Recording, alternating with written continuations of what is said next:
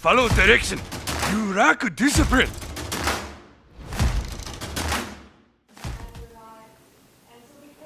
Hey guys, what's going on? Today we're going to be taking a look at the Armored Batman. Well, at least McFarlane called it the Armored Batman. I think most people would associate this with The Dark Knight Returns, the comic book, as well as the Batman v Superman. Whichever way you're familiar with this, I think everyone loves just an armored, beefed up version of Batman. This action figure has some pretty cool stuff, and it also has some kind of bummy stuff that I want to mention in this review. We'll go through all of it together. First, I want to take a look at how accurate I think it is. I mean, it has bits and pieces here and there of both the movie as well as the comic book, and maybe there's like some shows and some cartoons where it appears that I haven't seen it. The main thing that kind of sticks out to me is it doesn't have the symbol on the front, right? A lot of people might be confused by that. This could just be a spiked, horned, armored guy, but I don't think he had the... Did he have the symbol in the movie Batman v Superman? I'm not sure, but either way, and from what I remember from The Dark Knight Returns, he didn't have it. It was something very similar to this, but I guess McFarlane, he likes to take his own interpretations, or whoever makes the decisions in that respect in this company. So me personally, I like it. I like the proportions. It seems to be, you know, you can kind of freeball it a little bit when it comes to armored figures, because you know, you can add extra bulk in some places, you can make other places slimmer. With armor, kind of anything goes as long as it looks cool. And this one certainly looks cool. And it's got different materials. You have some like flat, marbly materials that, like, you know, you might be familiar with from Marvel Legends. And then it has other like kind of more rubbery, flat materials, kind of like the cape. It's got gloss somewhere, but it's got like very good texturing on it. So moving on to the articulation, right out of the box this figure gave me a few problems. So it has some tight joints, and then it has some very loose joints. So for example, the wrist, like if you could feel what I'm feeling right now on the wrist, it is very like, maybe I could even, you see that? I should not be able to spin his wrist like that without any effort at all, but it's happening. I'm spinning it all on its own, and yet this right elbow of his was getting super stuck on me. As soon as I got it out of the box, I thought I was gonna break it, and even now, as you can see, I'm like putting a lot of force into it, and it's like not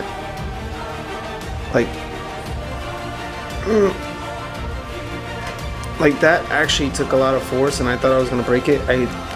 I guess it's getting easier with time, but yeah, that elbow is very it almost seemed like the plastic had like fused together, because as you can see, like a little bit of plastic, I don't know if you can see in there in that crack, but like a little bit of plastic tore off from there, if you can see that. I mean, all these figures have always been finicky when it comes to the joints and the articulation, and this one's like not a stranger to that. But surprisingly, like for an armored figure, it actually does pretty well. So the helmet, it actually gets to look up. It looks down, and then it gets to look up a pretty decent amount. Like for having this collar piece around it, and for having the head sculpted the way that it is, like it actually has, you know, he can tilt his head to the side, either side, and he can also look up, which is something that you need if you need him to face off against Superman or someone that's flying. Very good. And then what most impressed me about this one was the shoulders. So the shoulder pads, like a lot of companies have gotten it wrong, they kind of attach it at the top, so it's connected to the torso, and then when you're moving the armor on, it's like limited. This one, it's on the arm, so it moves along with it. So you could just move the arm freely, and the pad goes along with it. It's very soft plastic, as you can see. I don't want to pull it too much because I don't want to detach it, but it's attached in there. Look at that. His arm can completely go to the side, and it's very natural. It's very organic. You know, it's the way that you would design a pad to be on some armor so that it wouldn't hinder your movement. And the butterfly joint in there, I don't know if you can see that hard piece of plastic in there, but it moves. So it actually affords him a little bit of extra movement forward and back like that. Like you can actually see it move. Like this movement is coming from that butterfly joint. So it does something. I don't know if you're actually gonna use it because it's not like it stays there. You know, it's not gonna stay there for any posing. When I first saw images of this figure pop up, the main thing that was kind of concerning to me and at the same time I kind of didn't care about was the torso, right? It looks like one huge chunky piece of plastic, but it actually has like I'm guessing it's like 3 pieces. The upper torso, then there's this, the middle, and then there's the socket that it goes into the hip area. So you can see like those 3 pieces there. Let's see if the camera focuses on that.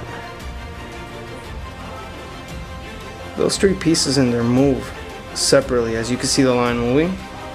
So it actually gives him like, that's him standing straight. It actually gives him some decent movement back. He actually moves back pretty well. Forward, no. I don't think he's gonna be able to look at his feet anytime soon. That's all the most forward. Alright. Probably the weakest part of this action figure. I don't think you're gonna have him doing regular Batman stuff like jumping or doing splits or karate kicks or anything like that. But the hips, we've kind of gotten used to this with McFarlane figures. They can all mostly do the splits, but that's kind of useless when they're limited to do anything else. So he can kick up about that much, which is what you would expect from a figure like this one. He has a double jointed knee, which usually they don't look that great, but the fact that they seems like they did the joint the right way.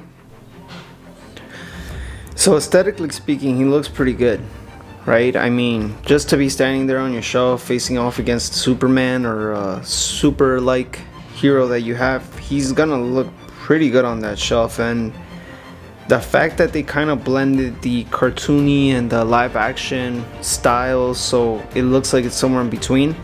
I would definitely pose this up against like the Zack Snyder Superman or a cartoon Superman or a comic book one. I think it'll work either way. The weakest and the strongest part, it's so weird to say it that way, but the weakest and the strongest part would be, I would guess, the legs, other than the shoulders. And the reason for that is because, like I said, like in terms of him moving his leg forward, like if I force it and it's gonna turn over to the side a little bit, that's as far as his leg can go.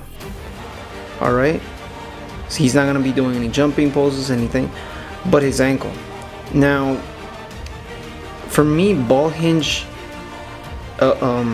wrists are kind of okay, but when I can't see them and I'm kind of guessing as to where they are, like here I got lucky and this one's like right angled like the right way, right in there.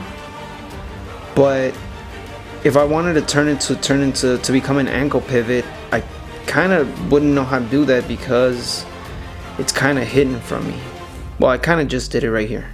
So there you go, it gives pretty good ankle pivot. However, I like what they did with this part. When I saw this, I was worried this was gonna completely get in the way, like the boot was just gonna be one solid piece that you wouldn't be able to move. But this, if you can see right here, is very soft, squishy plastic. Alright, so it's like attached up here, but there's literally nothing in there. So it's just, let's see if we can take a look in there. What's in there? So it's literally just like a skinny, like the continuation of his suit underneath, just there. And it gives him like the best, the figure that you would expect to have like the worst ankle movement out of the whole line of McFarlane action figures actually has the best one. Like his toe goes all the way back, as you can see right there. So there's a comparison between the flat one and there you have the extended one. And then it also goes, because of the squishy material, it can go up I'd say a decent amount. And it has that poopy ankle toe. Look at that. It's got the toe bend. I mean, I would never use it. I never do. It's not like it can hold its pose, or like you're actually gonna find a pose to put it in, like you justify it, but it's there. I would guess the only bad thing that I have to say about like putting it up on a shelf is if you don't have a flight stand or some kind of like good base to peg this onto, because of the way the spiky boots are, which again, by the way, they're very accurate to like the comic book and the cartoon depiction, so pretty good. You gotta find like a good place to balance it, otherwise it's gonna be flip-flopping all over the place. But I just did it right there. I mean, as long as you can get the both ankles to kind of balance out and distribute the weight and everything, you can do it. So I'll definitely be showing some pictures at the end of him against the Homelander from the 7, which I'm gonna be doing a review on. So NECA released Homelander and Starlight, and I believe one other figure, or maybe it was just those two. My memory is kind of foggy, but I definitely had to get my hands on Homelander. It was a bit pricier because it has like an actual cloth cape. That's another thing that I have to say about this cape. If you had to guess, just by looking at that cape, is it plastic or is it cloth? It's plastic, right? But he actually did a pretty good job. They do a really good job with capes, not making them out of hard plastic, making them out of something soft, and you know, that's not gonna get in the way. I mean, it's all around a pretty solid figure. Like, anyone who's a Batman fan is gonna want this one. And even if you're not, just to have like a mech suit that you can swap the head out of it and replace with anything else, it's a pretty good piece to have. I'm gonna have some pictures here at the end of him posed against Homelander. I do plan, the weakest thing that I can say about these figures is the paint job. Doesn't really look like it's for a collector, but again, you're buying these action figures for $20-$25 at the most. To me, to get this, that's like a bargain price. And they do come not with like a ton of stuff, but I mean, he has a trigger finger hand, which, you know, Batman doesn't use guns, but in the movie he uses the kryptonite gas gun, and even in the comic book he uses like that sonic. Let's see if we can zoom in here. Yep. So it's got a pretty good sculpt on it. He's got another grippy / kung fu hand, and he comes with one fist hand. I wish his other grippy hand would have come with a fist hand instead, but as it comes, he only comes with one fist hand. And like I said, the wrist is just like the way it spins, it's hilarious. Other than that, he's a pretty good figure. I mean, if I had to give him a score, I'm kind of biased because it is a Batman action figure, I would give it a 9 out of 10. For the price, and I'm taking into account that it's a $20 action figure. Look at the amount of sculpt that you're getting in here. It's like a brand new sculpt that McFarlane hasn't given us. In terms of the proportions, I kind of skipped out on some of the other Batman action figures because the proportions were kind of jacked. Like, they get like slim legs and huge torsos and long limbs and just awkward things like that. This one just, I don't know what it is. Maybe it's just like the bulky leg armor and the aesthetic of it, but it looks very superhero-esque. You can see right there, I mean, the way that he stands, shoulders back, chest puffed up, I like it. I mean, if you can get a hold of it, I got this one at Best Buy. I had a pre-ordered for it on Big Bad Toy Store, but it wasn't coming on stock soon enough, and I just happened to stop by a Best Buy and they had it there, so I decided to pick it up. And again, for $20 you can't go wrong. Like, this one's gonna be a great addition to your, whether it's your Batman collection, your movie collection. Again, I don't think McFarlane has released any other movies except the Zack Snyder Justice League. So if you want to put him up against the Superman that he just released, you could definitely do that and mix and match him with other pieces. Maybe you could give him a kryptonite spear or some kind of gun to use against Superman. It'll be perfect. And other than that, let me know what review you guys would like to see next. The Hydra Stomper, talking about big action figures. Coming up next, I'd have either the Hydra Stomper, so there it is right next to the armored Batman, and you can see how big that thing is. The What If Hydra Stomper, or Etrigan the Demon.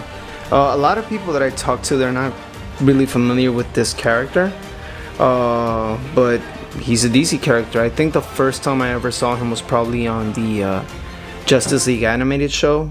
They have like a whole 2-part episode dedicated to his character.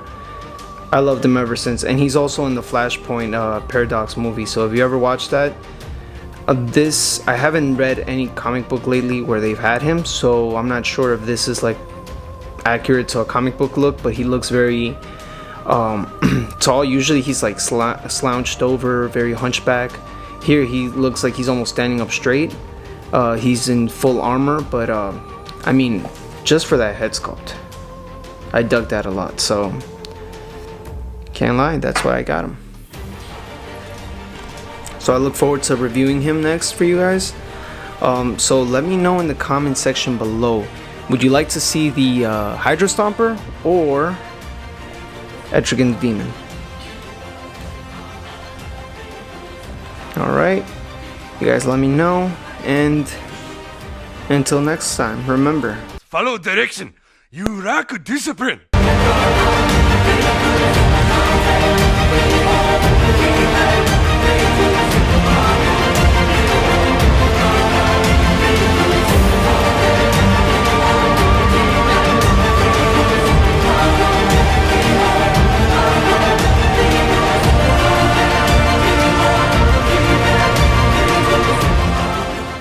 underneath that pad, and then even if they didn't, the pad kind of